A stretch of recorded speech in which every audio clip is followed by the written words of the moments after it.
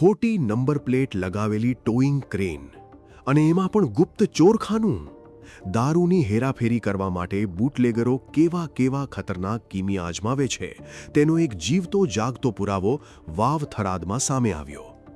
Tharad police station વિસ્તારમાં patrolling દરમિયાન LCB સ્ટાફે બાતમીના આધારે બેવટાથી રાહ જતા રોડ પર મેઘપુરા ગામની સીમમાં એક શંકાસ્પદ ટોઈંગ ક્રેનને રોકી હતી. આ ક્રેનની ઝીણવટભરી તપાસ કરાતા તેના ગુપ્ત ચોરખાનામાંથી ભારતીય બનાવટના વિદેશી દારૂની 1560 નંગ બોતલો મળી આવી હતી.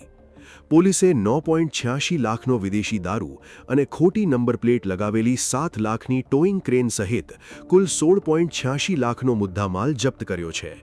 આ સાથે જ હરિયાણાના ઝજ્જર જિલ્લાના 33 વર્ષીય ચાલક નવીન જાટની ધરપકડ કરવામાં આવી છે.